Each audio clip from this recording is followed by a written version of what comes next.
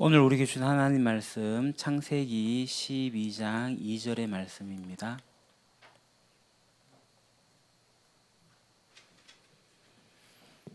제가 가진 성경책은 구약 14쪽입니다. 창세기 제 12장 2절 한 절의 말씀 우리 같이 한 목소리로 봉독하겠습니다. 내가 너로 큰 민족을 이루고 내게 복을 주어 내 이름을 창대하게 하리니 너는 복이 될지라. 아멘. 우리가 이 세대를 살아가고 있습니다. 예수님께서 이 세대 가운데 오셨고 십자가에 달리셔서 죽으셨고 사흘 만에 부활하셔서 승천하신 뒤에 하나님 우편에 앉아 계시고 이후에 저리로서 산자와 죽은 자를 심판하러 다시 오십니다. 그래서 우리는 이미 시작된 하나님 나라와 아직 완성되어지지 않는 하나님 나라, 그 속에서 하나님 나라 백성으로서 살아가고 있습니다. 하나님께서 이 땅 가운데 이 세상을 회복하기 원하십니다. 하나님께서 샬롬을 이 땅 가운데 주시기를 원하십니다.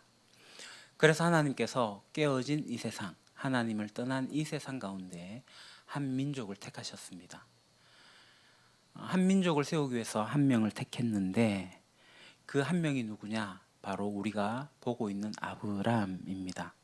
그래서 하나님께서 아브람을 택하셔서 아브람을 부르시는 그 이유, 그 부르심에 합당한 그 신앙에 대해서 우리가 배웠습니다. 오늘은 그러면 이 하나님께서 아브람을 부르셔서 어떤 약속의 말씀을 주셨는가? 오늘 12장 2절의 말씀 세 번역으로 보겠습니다. 같이 읽을까요? 내가 너로 큰 민족이 되게 하고 너에게 복을 주어서 내가 크게 이름을 떨치게 하겠다. 너는 복의 근원이 될 것이다. 아멘. 하나님께서 첫 번째 주신 약속입니다. 그 약속이 뭐죠? 내가 너로 큰 민족이 되게 하고. 언뜻 이 이야기를 들어보면 대단한 축복이 담겨져 있는 것 같이 느껴지는 말씀입니다. 그런데 한번 생각해 보십시오. 지금 아브람이 처해 있는 상황은 내가 너로 큰 민족이 되게 하고 라는 이 약속이 현실감 있게 다가오는지, 현실감이 느껴지는 약속인지 말입니다. 아브람의 나이가 몇 살이랬죠? 75세입니다. 결혼한 지는 약 40년 정도가 지났습니다. 민족을 기대하려면 일단 자녀가 있어야 되는데 지금 자녀도 없습니다. 훗날에 아브람이 100세가 되었을 때, 그의 아내 사라가 90세가 되었을 때 기적적으로 한 명의 아들을 얻습니다. 그 아들은 이삭입니다. 근데 그것으로 끝이에요. 근데 그 외아들 이삭을 한번 보십시오. 이삭도 결혼을 40세에 하게 됩니다. 아이를 못 낳습니다. 10년, 20년이 되어서 아이를 낳습니다. 60세가 되어서 쌍둥이를 낳게 되는데 그것으로 끝입니다. 더욱이 이 한 사람이 자녀를 아무리 많이 낳는다 할지라도 그 자녀들이 민족으로 성장하는 것은 굉장히 많은 세월이 들어갑니다. 아브람 당대는 불가능하겠죠. 아브람의 자손들 수대만으로도 민족이라고 할 수는 없을 겁니다. 불가능합니다. 이 아브람의 자손이 민족으로 등장하긴 합니다. 언제 등장하느냐? 아브람의 자손이 쭉쭉 이어지면서 신앙의 역사에 의미 있게 등장하는 때는 바로 출애굽의 시점입니다. 시간이 620년이라는 세월이 소요되었습니다. 그러니까 지금 아브람의 처지나 또 아브람의 자손이 민족이 될 때까지 걸리는 시간을 생각해 보면 내가 너로 큰 민족을 이루게 하겠다라는 이 말씀은 현실감 있게 받아들여지는 그런 내용이 아닙니다. 620년. 지금부터 약 620년이면 1400년쯤 되죠. 조선 건국이 그쯤입니다. 약속은 굉장히 현실감 있게 다가오지 않았을 겁니다. 그러니까 이 하나님의 약속, 내가 너로 큰 민족을 이루게 하겠다는 이 약속은 아브라함의 당대와 관련되어지지 않는, 그러니까 아브라함과는 전혀 상관이 없는 약속의 말씀이에요. 그렇다면 하나님은 왜 이 아브라함 자신에게 개인적 인생이나 그 당대 역사와는 관계없는 그런 약속을 하셨을까? 또 아브라함은 이 하나님의 이 약속을 어떻게 의미 있게 받아들였을까? 바로 여기에서 우리가 아브라함에 대한 하나님의 부르심, 그 섭리를 우리가 발견하게 됩니다.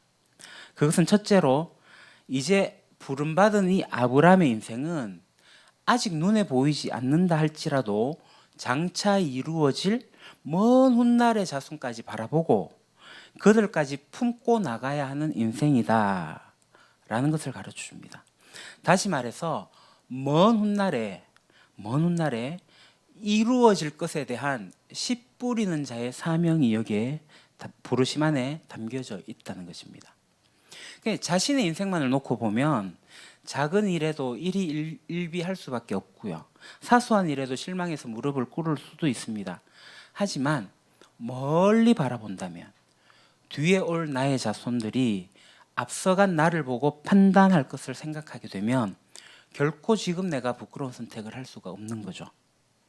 마치 오늘 나의 자녀들이 보는 앞에서 내가 부모로서 욕된 모습을 보일 수 없는 것과 같은 겁니다. 곧 하나님은 이 아브라함을 통해 가지고 부르셨는데 이제부터 너의 후손들을 위해 가지고 네가 올바른 삶을 살며 그 삶을 후손들에게서 가르쳐 전할 것을 요구하시는 것입니다. 바로 이것이 그의 인생의 가치와 품위와 권위를 스스로 높이는 길이기도 하였습니다. 대체로 우리 인생은 내 당대의 시간에만 초점이 맞춰져 있습니다. 그래서 지금의 현실의 여러 조건들 속에서만 삶을 계획하고 살아갑니다. 나의 때 이후에 먼 훗날까지의 안목을 갖지 못합니다. 혹 먼 미래까지 바라본다고 할지라도 지금 현재 내 삶의 선택은 언제나 현재에 매일 수밖에 없습니다. 때로 먼 장래에 반드시 필요하다고 판단하는 것이 있다고 할지라도 지금 급하지 않으면 당장 그 선택은 지금 현재께 중요하지 그것은 뒤로 미루어지게 됩니다. 왜냐하면 지금 당장에 희생을 싫어하기 때문입니다. 그러므로 미래를 바라보는 안목이 없다면 지금 현실에 어려움을 견뎌내고 씨 뿌리는 수고를 할 수가 없습니다. 이러한 우리 인생을 너무나도 잘 아시는 하나님이시기에 하나님은 아브라함에게 이 약속을 주시는 겁니다. 지금 현재의 고난과 아픔이 있을지라도 참고 이겨낼 것과 고난 같은 수고가 요구될 때도 기꺼이 감당하라는 권면입니다. 그래서 내가 너로 큰 민족을 이루고 라는 이 약속은 먼 미래를 바라보고 현재 너가 참고 견디고 씨 뿌리는 자의 수고로서의 그 사명을 감당하라는 약속입니다. 근데 이 약속은 아브라함의 자신의 능력으로 볼 때는 도저히 실현 불가능한 것입니다. 꿈도 꿀 수 없는 겁니다. 그렇기 때문에 하나님은 이 약속을 통해서 그 무엇보다도 이 일을 계획하고 이루는 것은 바로 나 여호와다 라는 사실을 분명하게 전하는 것입니다. 동시에 너는 나 하나님의 능력을 믿고 확신을 갖고 순종해라 라고 요구하시는 것입니다. 그러니까 세상을 보지 말고 인생을 보지 말고 전지전능하신 하나님만 따르라 라고 하시는 겁니다. 때로 우리 인생은 어떤 한계에 부닥치게 될 때 쉽게 유혹받는 것들이 있습니다. 그래서 바로 옆에 있는 힘 있는 사람들에게 위탁하고자 하는 마음들이 있습니다. 그냥 손쉽게 현실이 요구하는 여러 상황 속으로 그렇게 빠져들어가게 됩니다. 바로 그것 때문에 때로는 비굴하게 아첨하기도 하고 해서는 안 될 일을 저지르기도 합니다. 전지전능한 하나님에 대한 신뢰가 없다면 언제든지 우리는 그럴 수 있습니다. 그러므로 우리는 이러한 사실들로부터 우리 신앙이 우리에게 주는 놀라운 사실과 힘을 보게 되죠. 그것은 먼저 우리의 신앙은 우리가 보지 못하는 바로 먼 미래까지의 그까지를 보게 되는 사실입니다. 보지 못할 그러한 대상들도 보게 한다는 것입니다. 여러분, 먼 미래까지 여러분들은 바라보십니까? 내 자손, 내 손자, 손녀, 증손, 그 이후에는요. 나를 통해서 예수님을 알게 된 그들을 통해서 또 어떻게 이루어질 것인지 그 미래를 여러분 바라보십니까? 그 비전이 있으십니까? 오늘 하나님께서 아브라함에게 내가 너로 큰 민족을 이루게 하겠다는 것은 아브라함에게 그 먼 미래를, 보이지 않는 미래를 보고 갈 수 있게 하는 약속이었습니다. 그래서 지금 당장 어렵고 힘들고 고통이 있다 할지라도 견뎌내고 갈 수 있는 힘을 주시는 것입니다. 비록 몸은 이 땅에 이 현실의 시간에 매여 있다 할지라도 우리의 삶 자체는 지금의 차원이 아닌 또 다른 차원, 하나님 나라를 앞당겨 살아가는 것입니다. 남들이 보지 못하는 것을 보고 감히 꿈꾸지 못하는 것을 꿈꾸고 이루지 못하는 것을 이루는 인생을 살고자 하는 그러한 열망에 사로잡혀서 살아갈 수 있게 됩니다. 이러한 신앙의 세계를 살게 될 때 거기에 참된 희생과 헌신과 인내와 충성이 있지 않겠습니까? 하나님 나라를 발견한 사람은 오늘의 삶을 그렇게 견뎌내며 살아갈 수가 있습니다. 눈앞에 있는 것에 매여서 울고 웃는 얕은 인생이 아니라, 그런 가벼운 인생이 아니라 속 깊은 인생과 무게 있는 신앙이 우리들에게 나타나게 됩니다. 과연 오늘 내가 꿈꾸는 시간의 세계는 어디까지입니까? 내가 품고 바라보는 그 대상은 또 누구까지입니까? 나의 신앙의 무게와 인생의 깊이는 어느 정도인지 오늘 어버이 주일을 맞이해서 우리가 살펴볼 필요가 있습니다. 두 번째, 내가 크게 이름을 떨치게 하겠다 라는 이 내용을 한번 살펴보겠습니다. 이름을 크게 떨치게 한다, 개역개정에는 창대하게 한다, 이 말씀의 의미가 뭘까요?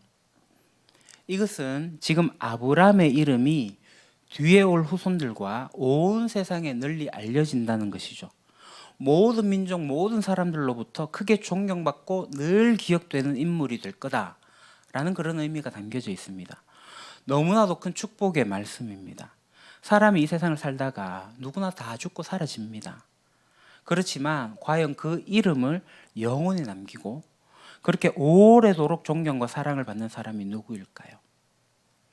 오늘날 수많은 사람들이 죽어가지만 그 아들, 딸들을 지나 자손 대대로 그 이름이 기억될 수 있는 사람은 극히 적습니다. 솔직히 저도 정조부 성함을 기억하지 못합니다. 3대만 해도. 여러분의 이름이 3대 이후까지도 기억될까요? 자손들에게? 오히려 자기의 이름을 후손들에게 감추고 싶은 인생들이 많습니다. 하물며 그 집 자손들뿐만 아니라 오고 오는 모든 사람들이 그 이름을 기억하고 추억한다면 이보다 더 크고 놀라운 축복이 어디 있겠습니까? 그러면 아브라함의 이름이 영원히 기억되고 존경받게 되는 것은 어떤 이유에서일까요? 오늘 우리가 이런 약속의 말씀을 듣는다면 우리는 도대체 무엇을 기대할 수 있을까요? 그것은 첫째, 큰 권력을 얻어가지고 넓은 땅과 많은 사람들을 다스리면서 영광을 얻는 것을 생각해 볼 수 있습니다. 둘째는 거부가 되어가지고 부귀 영화를 누리는 것도 꿈꿀 수가 있습니다. 셋째는 많은 학문을 해서 큰 명예를 얻는 것들을 바라볼 수가 있습니다. 넷째는 타인을 위한 희생과 헌신으로 그러한 삶으로 존경받게 되는 것을 그려볼 수가 있습니다. 실제로 이런 것들이 이 세상에서 우리의 이름을 빛나게 하는 중요한 요인들입니다. 그러면 아브라함은 어땠습니까? 아브라함은 첫째, 권력과는 거리가 먼 인생이었죠. 아브라함은 부자이긴 했지만 부귀영화와는 관계없이 살았습니다. 소유한 땅이 한 평이 없어가지고 그냥 나그네의 삶을 살았습니다. 그때 당시는 학식과 재능, 명예 이런 것들은 고려해 볼 수 없는 사회였고요. 그렇다면 아브라함의 이름이 크게 기억되고 존경받으며 세월이 지날수록 창대케 되어지는 것은 무엇을 통해였을까요? 그것은 오직 하나, 이 땅에 사는 모든 사람들을 위한 너무나도 순수하고 열정적인 믿음, 그 믿음 하나 때문이었습니다. 그들 모두에게 그들의 조상이 잃어버린 구원의 은총을 전하고자 하는 헌신과 희생의 삶이었습니다. 특히 아브라함의 그 삶이 남긴 이 믿음의 열매는 그 당대의 사건으로 끝나는 게 아니죠. 오늘까지 4천여 년이 지난 지금까지 계속 이어져 오고 더 확장되어서 온 결과를 지금 보고 있습니다. 즉 크게 이름을 떨치게 되는 것은 그 한 사람의 위대성을 기념하는 사건이 아닙니다. 그 행한 일이 죽음과 더불어 혹은 그 후 일정 시간이 지나 끝이 나는 것이 아니라 세월이 지나면 그 생명력이 사람들 속에서 더욱더욱 확대되고 깊이를 더해온 실질적인 결과를 담고 있습니다. 오늘날 역사가 기념하고 있는 어떤 위대한 인물이 있다고 한번 생각해 봅시다. 그들이 행한 거의 모든 일은 그의 죽음과 더불어 끝이 났습니다. 남은 것은 과거 한때의 그가 어떤 일을 했다 정도의 사실 하나뿐입니다. 지속적으로 오늘까지 이어져 오면서 실질적인 영향을 미치는 사람은 그리 많지 않습니다. 아니 거의 없습니다. 그러나 아브라함은 오늘까지도 믿음의 조상으로 추앙받으며 우리의 삶에 실질적인 영향을 미치고 있죠.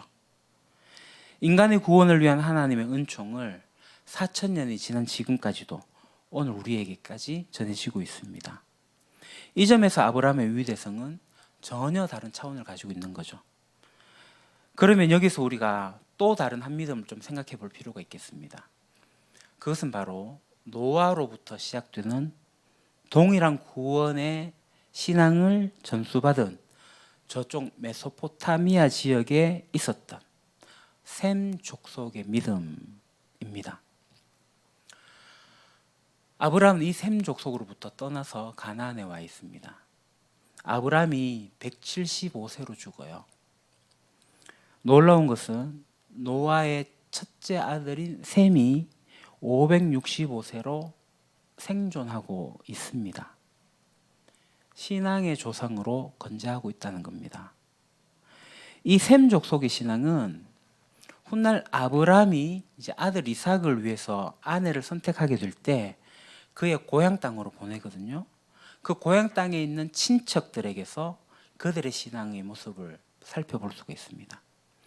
분명 여호와 하나님에 대한 믿음은 그곳에 그대로 존재하고 있었습니다. 그런데 아브라함의 믿음은 오늘날까지 우리에게 전해져 오고 있는 반면에 그 땅 셈 족속의 믿음은 어디로 사라져 버린 것일까요? 분명 아브라함에게 이 구원의 신앙을 전수해 준 것은 노아와 그의 첫아들 셈입니다.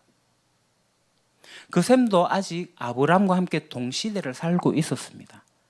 아브라함이 죽은 이후도 더 오래 살다가 죽었습니다. 하지만 왜 이 셈을 통해서 믿음이 전해져 오지 않고 이 셈의 믿음은 신앙의 역사에서 사라져버린 것일까? 아브라함의 믿음이 해를 더해가면 더해갈수록 창대케 되는 신앙이었다면 이 셈의 신앙은 사라져버린 신앙이었습니다. 둘 다 똑같은 믿음이었습니다. 홍수 사건을 놓고 본다면 셈은 직접 그것을 목격했던 경험했던 사람이었습니다. 그 홍수 경험 속에서 살아난 유일한 사람들 중에 하나였습니다. 아버지 노아에게로부터 받은 구원의 신앙을 바로 곁에서 일평생 지켜본 목격자가 셈이었습니다. 그러나 아브라함은 다만 그것을 귀로 듣고 배운 자에 불과했습니다. 과연 누구의 믿음이 더 생명력이 있어야겠습니까?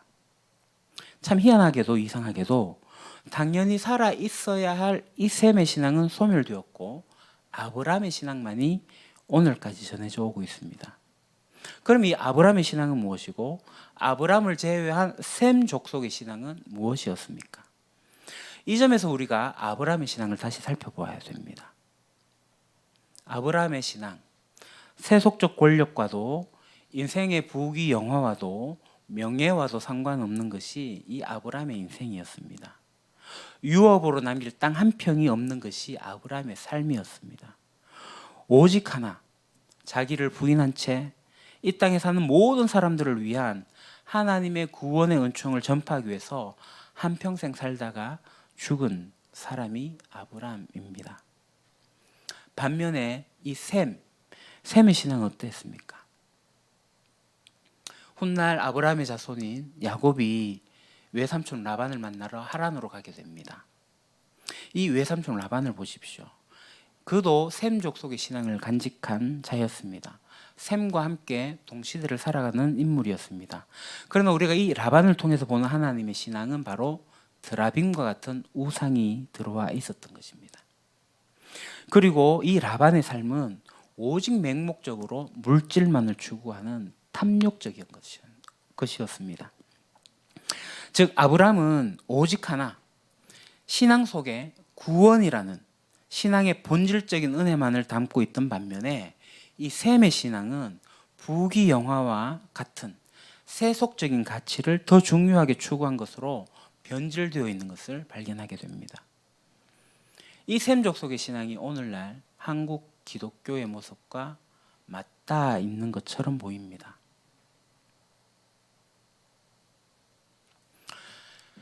그래서 우리는 아브라함의 신앙을 이어받아야 됩니다. 하나님께서 왜 아브라함의 이름이 영원히 기념되고 더욱 널리 알려져서 존경받는 인물이 되라고 하시는 것일까요? 그것은 앞서 말씀드린 것처럼 아브라함의 믿음, 그 믿음의 중심을 보셨기 때문입니다. 즉, 그의 이름이 창대케 되어지고 그의 이름이 크게 떨쳐지고 그 인생이 모든 사람들로부터 더할 수 없이 귀하게 여김받게 되는 것도 바로 이 믿음으로 말미암은 것입니다. 그리고 이 믿음은 당대로 끝이 나는 믿음이 아니라 해를 거듭할수록 그 생명력이 더해지고 왕성해져가는 순수한 구원의 신앙이었습니다. 이 세상을 다 살고 난 이후에 내 죽은 다음에 나의 이름이 후손들에게 오래도록 소중하게 기억되기를 원하십니까? 아니면 무덤에 흙도 채 마르기 전에 그 무덤 자리조차 찾을 수 없는 그런 존재가 되기를 원하십니까? 자손들이 모일 때마다 나를 존경하며 기념할 수 있다면 후손들에게 자긍심을 심어주며 조상을 닮고자 하는 소망을 심어줄 수 있다면 그리고 그 남긴 유업으로 인한 은혜가 그들의 삶 속에 마르지 않는 샘물처럼 솟아날 수 있다면 우리의 인생은 죽은 뒤에도 더욱 아름다워질 수가 있습니다. 오늘 우리 부모들의 이름은 자손 2대, 3대만 지나가도 잊혀지고 마는 것이 현실입니다. 때로는 자기 자녀들에게 존경받지 못하고 미움의 대상이 되기도 합니다. 탐욕적이며 이기적이며 악하기까지 한 삶이 자녀들의 순수한 눈에 너무 고통스럽게 비춰진 결과들입니다. 그래서 우리의 신앙은 놀라운 믿음의 열매를 꼭 피워야 되는데 그렇지 못하고 우리의 믿음을 유업으로 주지 못하고 때로는 조소와 경멸의 대상이 되기도 하는 그런 현실을 보게 됩니다. 사랑하는 유림 가족 형제자매 여러분, 아브라함은 4,000년 전의 인물입니다. 과연 오늘 기억되는 4,000년 전의 인물이 있습니까? 그 오랜 기간 동안 인간의 영혼에 아브라함처럼 깊은 영향을 미치는 자가 있습니까? 아브라함을 대한 하나님의 약속은 사실 그대로 성취되어서 오늘 우리가 확인하고 있습니다. 한 인간을 대한 하나님의 은혜가 얼마나 놀라운 것인지 우리가 보고 있습니다. 아브라함의 이 창대케 되는 신앙이 오늘 우리들 속에도 자라나기를 소망합니다. 그러니 우리가 믿음을 가지고 열정으로 달려가야 되지 않겠습니까? 나의 이름이 신앙의 순수한 본질을 찾아 간직하고 전해주는 신앙인으로서 내 당대만이 아니라 오히려 나의 후손들과 우리의 이웃들 속에서 더욱 오래되고 기억에 남겨지는 기념되어져야 되지 않겠습니까? 오늘은 어버이 주일입니다. 어버이 되신 성도님들께 요청합니다. 여러분의 신앙이 자자손손, 개개승승, 찬란하게 이어지는 것은 물론이요, 찾는 이인 이웃에게도 크게 여러분들의 이름이 떨쳐지기를 소망합니다. 자녀된 성도님들께도 요청합니다. 부모님의 신앙을 믿음 가운데 이어가십시오. 온전한 하나님 나라의 복음, 그 구원의 신앙을 지속시켜 나가십시오. 또 당대의 믿음의 길을 걷는 성도님들, 지금부터라도 믿음의 유산을 잘 남겨주실 수 있기를 바랍니다. 우리 유림교회 모든 성도들이 믿음의 가정을 이루어서 온전히 세워나갈 수 있기를 소망합니다. 하나님이 우리를 통해서 일하십니다. 기도하겠습니다. 아버지 하나님, 하나님을 향한 믿음이 저희를 새롭게 하시니 감사합니다. 믿음의 유산을 받은 이들은 그 믿음을 자자손손 개개성성 이어가게 하시고, 당대의 믿음을 가진 이들은 배우고 확실한 일에 거함으로 믿음의 유산을 남기게 하소서. 저희들 또한 아브람처럼 믿음으로 크게 이름이 떨쳐지게 하소서. 그러기에 씨 뿌리는 자로서의 사명을 감당하게 하옵소서. 완성될 하나님 나라를 이미 앞당겨 사는 자들이 되게 하옵소서. 예수님의 이름으로 기도합니다.